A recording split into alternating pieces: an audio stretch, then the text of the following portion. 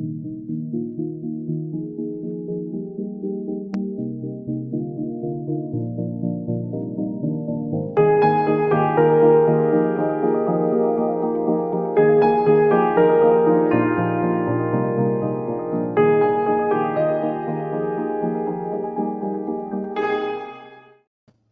ladies and gentlemen. It's our Ukrainian show on Pod TV. My name is Sash Star, and today I have Dr. Jonathan Lockwood, and we are going to discuss a lot of very interesting things today. Yes, How are you, indeed, we Jonathan? are. Thank you. Glad to be here.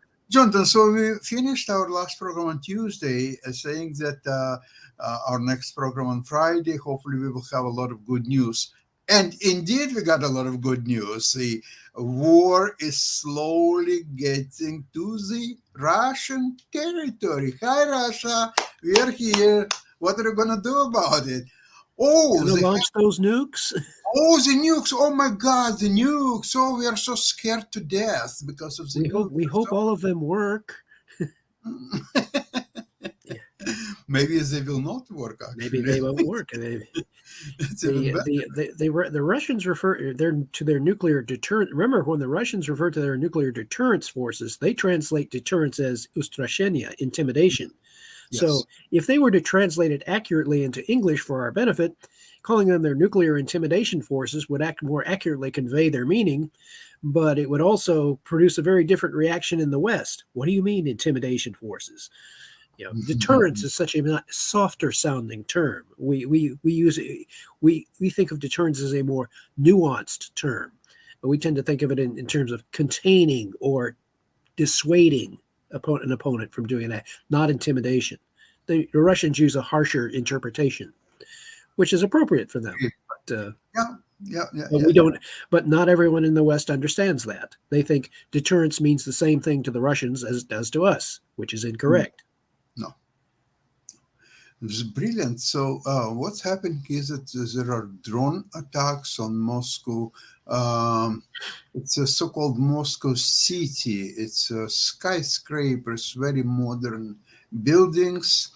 And of course, most of them are housing the FSB people and all kind of spy organizations and some civilians or so on. So what they're doing now, of course, they are trying to send a message to evacuate all the civil people out of these buildings.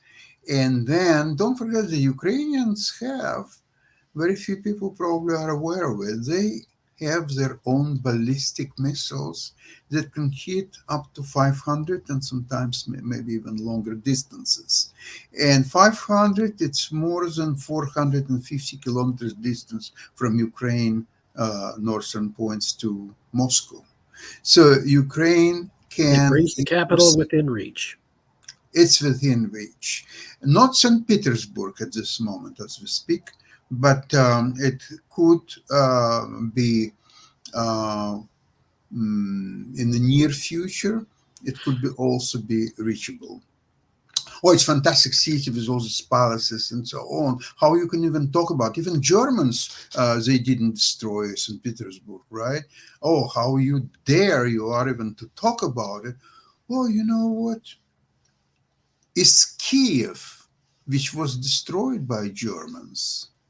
And Soviet army, when it was driving Germans back, and when they were leaving Kiev, they were destroying everything what they could. And thanks that Germany didn't destroy Kiev in 1944 because the Russian attack was so swift and in some ways unexpected, because they forced a Dnieper River and drove Germans so far. They couldn't do really anything. So that's a good news. One of very few good news about the Soviet army as we know it. So Moscow is now, there are some even dangers, even the ballistic missile, Ukrainian ballistic missile will be intercepted. There will be debris of both the interception missile and the Ukrainian missile, which would be intercepted if it put. So the debris will be thrown on Moscow city, and there will be a lot of casualties, even just from that one. So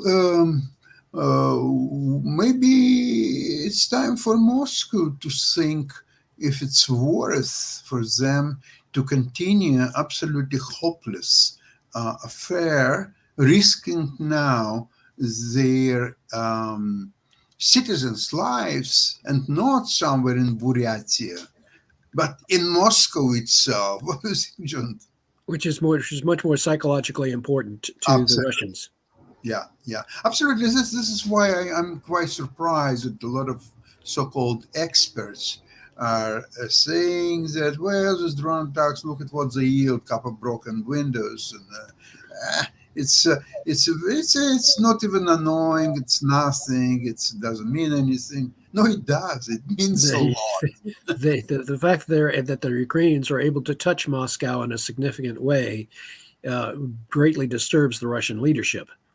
And I don't Yes. think that and I also tend to disagree with the majority of so-called Western experts, and I put that in quotes, uh, who are saying, well, the Ukrainian counteroffensive is not going as quickly as they expected, or as the Western experts expected.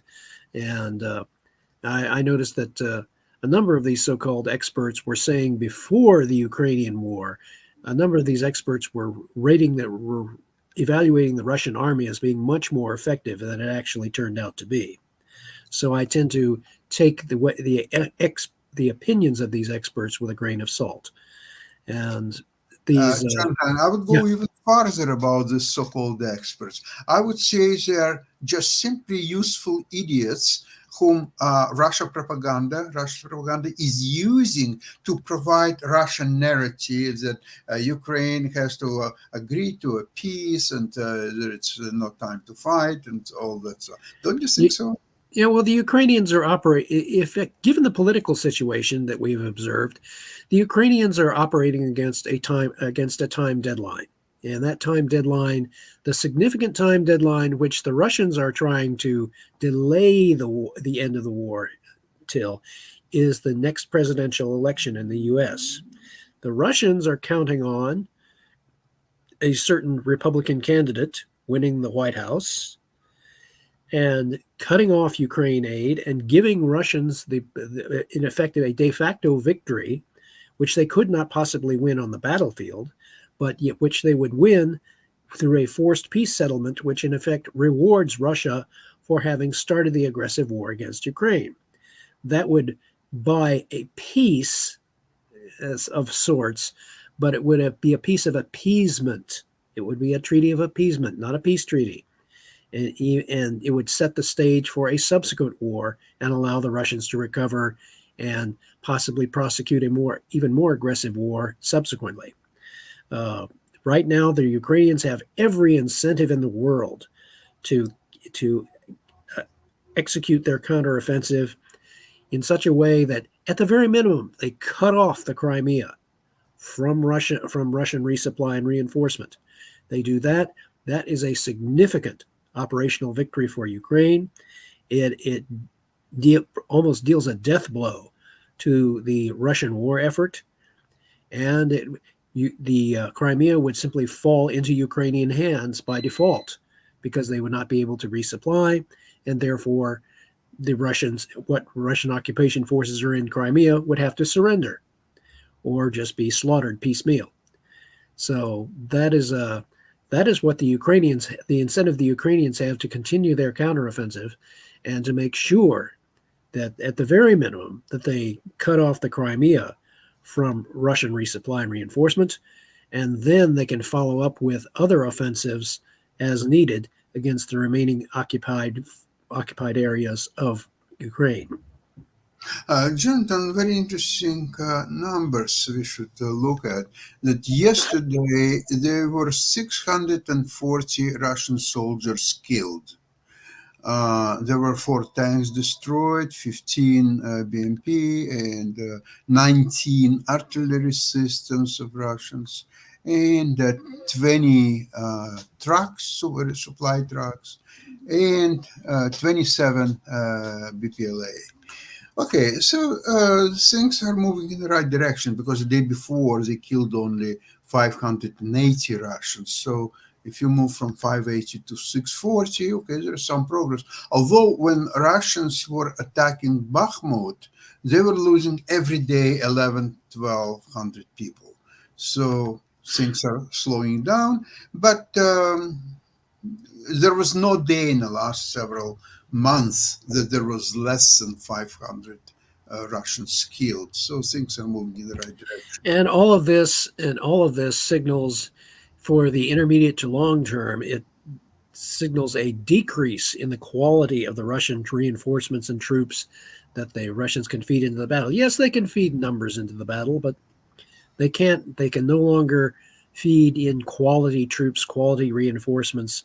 They are simply throwing mass at the Ukrainians and relying on extensive minefields to blunt the counteroffensive. And the Ukrainians are now countering with the cluster munitions and being Yeah. very methodical in their advances and probing. Once they achieve that operational breakthrough that they need in order to cut off the Crimea, I would assert that it's almost game over for the Russians, because the loss of the Crimea would be a stunning blow to the Russian war effort, and there would be increasing pressure put on Russia to agree to a ceasefire, to an armistice, which they would very reluctantly agree to. They might be given political cover, or they might create it for themselves by saying, okay, we've achieved the objectives of our special operation. We have punished the Ukrainian fascists sufficiently. We will now go back and we'll call it a success. Okay. And what, leaving Crimea? Yeah, that they would be very careful not to mention that. But Mhm. if they do that, the Ukrainians would be celebrating a great operational and strategic victory, having recovered. Absolutely. And Jonathan, about your earlier comments about the presidential election in the United States, the front runner for a Republican Party is someone by the name Donald Trump. And that individual is now being charged federally in states, and he has already so many indictments, which would require probably in total 500 years in jail time. Do you think it's still Putin somehow calculates that John? First of all, he has to be he has to make yes, a be nominated. nomination. He has to make a nomination from Republican Party. Even if he is doing so well in primaries, it still doesn't guarantee that the Republican Party will nominate him. Right.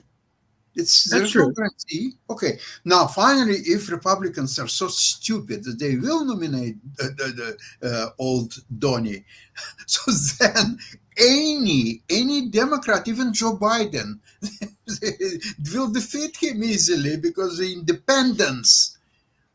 There are some Well, strong independents, but there most is a are there are a not. lot of it. There are a lot of events between now and the nomination, let Yeah, alone the election, which have yet to take place.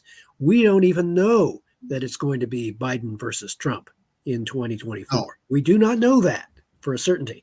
There is a lot of speculation on that to that regard, but there are a number of events, such as death by natural causes, which could occur, Yes. and that can change the whole equation in an instant. And there are a whole host of events which can occur between now and the next election. But all the Ukrainians are calculating on, we must, to them, it is imperative that they achieve an operational victory on the battlefield.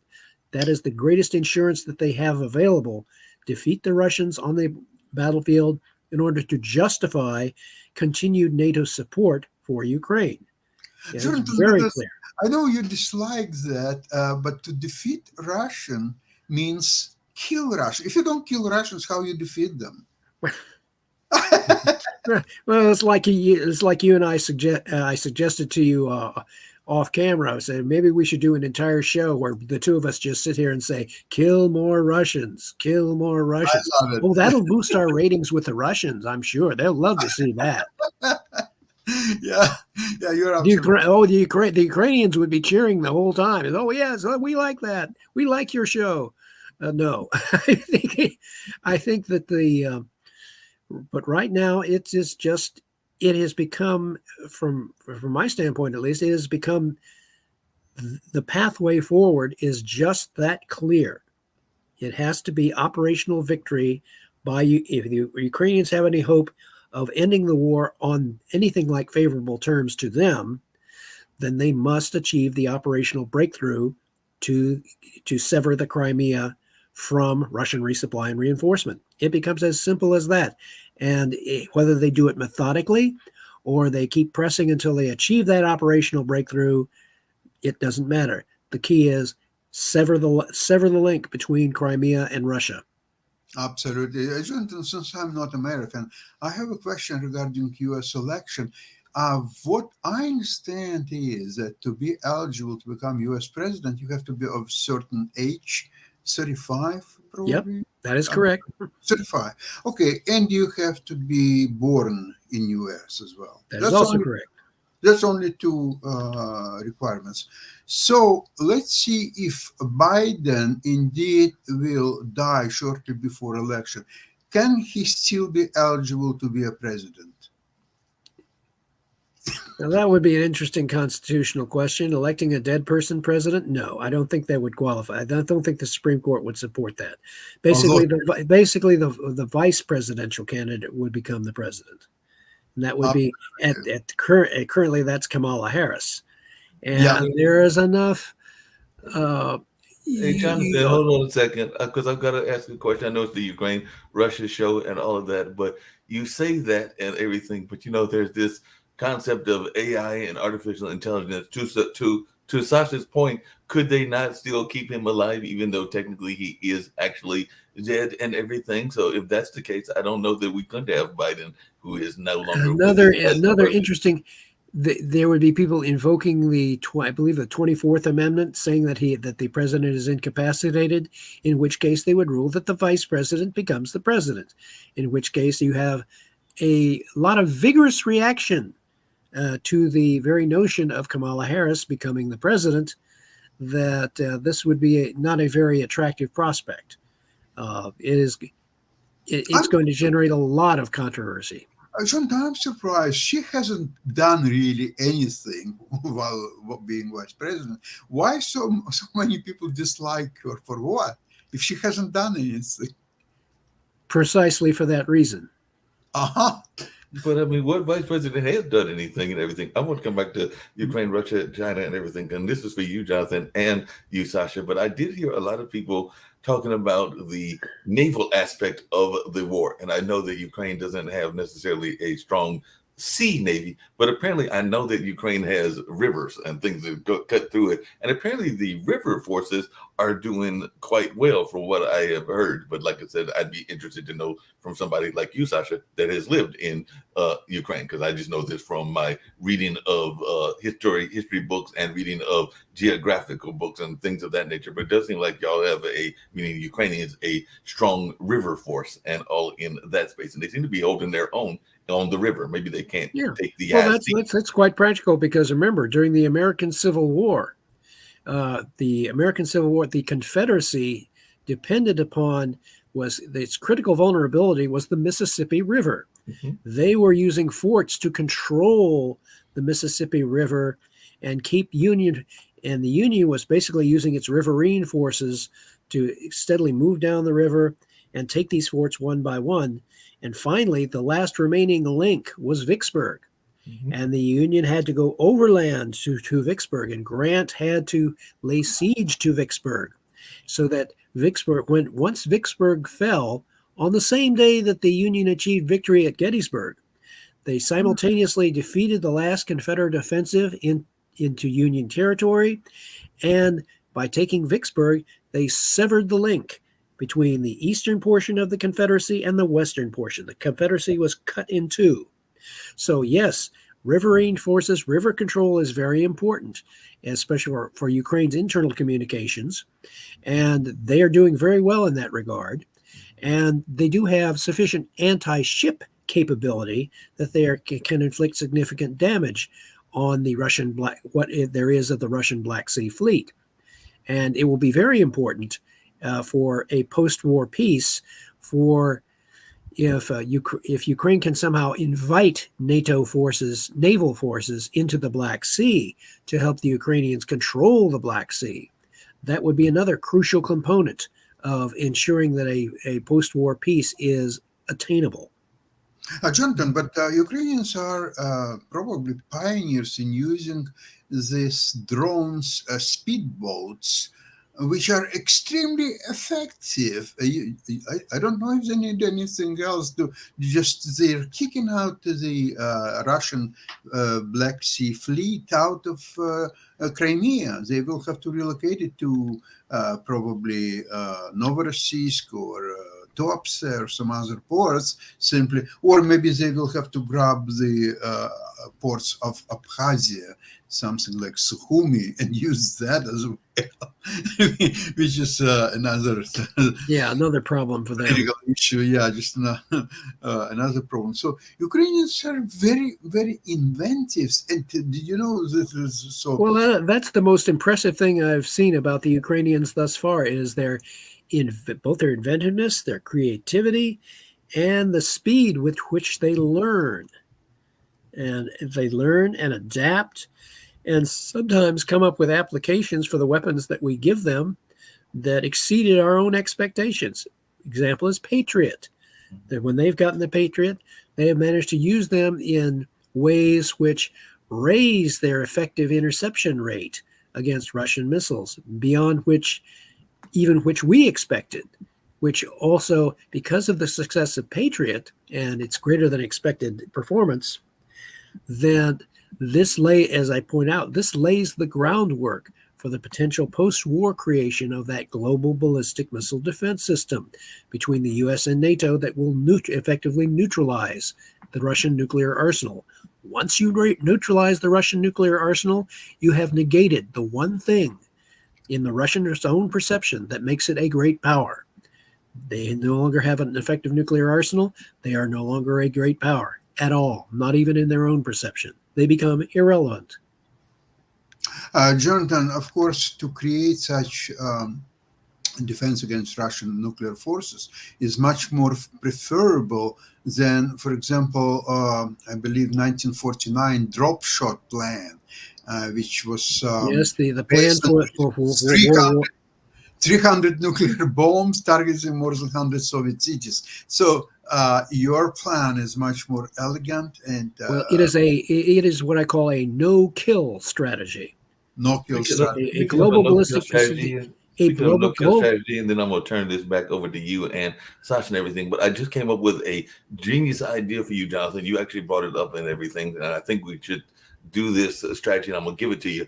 I think that y'all need to do in a loop the kill all Russians slant and mantra and everything, and then we will mail it to the Russians and particularly Putin and everything, and see if that is a effective target and if it helps our ratings. It'll be a great information operation. Now you'll be able to hear Putin's head exploding all the way across the Atlantic. We'll just be chanting, kill more Russians. Jonathan, so what we're discussing, there are a lot of things that NATO countries can learn from Ukrainians. Yes. Already a lot. And you know what? It may be required pretty soon because, as you know, Belarusian making some noises and a couple of helicopters violated Polish space. And Wagner Group is in Belarus. And interesting. I spoke to a couple of Polish people here in Toronto, and I watched the interviews on one of the channels of Polish people in the cities which are very close to Belarusian borders. You know what Polish people are saying? Bring them in. Bring them in, please. Let the Wagner and Belarusian people, Russian people, give us an excuse to attack Belarus.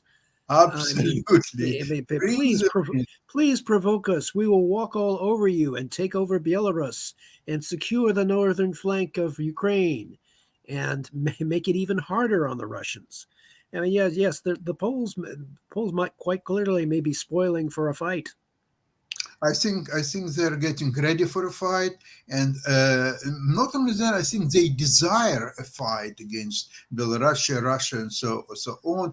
As you know, sometimes, for example, in a street fight, sometimes, and that's what Putin believes, that it's beneficial to attack first. There is a effect of sudden movement, and you have initiative, and you can actually maybe lucky enough to disable your opponent with first strike. Well, the Russians, keep in mind, yeah, go ahead. No, I'm just want to say that Belarus probably is not going to do it without. No, the Belarusians are not as enthusiastic about preemptive strike or any other kind of strike. The Russians, on the other hand, in their strategic thinking, they have been advocates of preemptive strike, of striking when they see that the opponent is about to attack. They have advocated that concept since, believe it or not, May 1955. When Major General Nikolai Telensky first enunciated the principle of preemptive strike in the May 1955 issue of Voyenная мысль, Military Thought, which is the publication of the then Soviet, now Russian General Staff. And right. in that article, that editorial, he stated that it was necessary for Soviet forces to be able to inflict preemptive blows on the enemy at all levels, strategic, operational, and tactical. So preemptive strike has been an ingrained concept in Soviet/Russian strategic thinking since 1955. It's nothing new. And they in turn project their thinking onto the U.S., believing that we value preemptive strike just as much as they do. Well, in that paper of 1949, it's good evidence of that. And as only thing is that by 1955, and remember they put Sputnik in 57. So right. I think by 55 they already knew that sooner or later they will get the means of delivery. Yeah. The preemptive strike for them was the best choice out of a set of rather poor alternatives. Preventive war they could not execute. Or accommodation or appeasement, no, that was unacceptable to them too, because that would mean giving up the world socialist revolution. So preemptive strike at least depended upon accurate strategic intelligence and some form of strategic warning in order to be able to execute a preemptive strike. For the Russians at that time, though, that was at least attainable. Not necessarily, they didn't necessarily have that capability, but it was at least in their view an attainable capability. Mm-hmm. Well, we're living in a very interesting time, and I think that we will have even more good news to discuss on Tuesday when we will come back with our show. And it seems to me that what's happening now is that there is a sort of equality on a battlefield, at least for now. Although Ukrainians are moving every day, they're taking some territories, they're moving forward here and there. They still have the initiative. They have initiative, and they are pinning the Russians down so that they cannot move their forces that are on that line to reinforce other positions. Those forces are pinned, so they are forced to feed in more reinforcements, more raw reinforcements, just into that so-called meat grinder you described. So it is. And now, if they will have capabilities like ballistic missiles to hit targets inside Russia, then it will be a 100% parity on the front line, and as well as the ability to inflict damage to general population.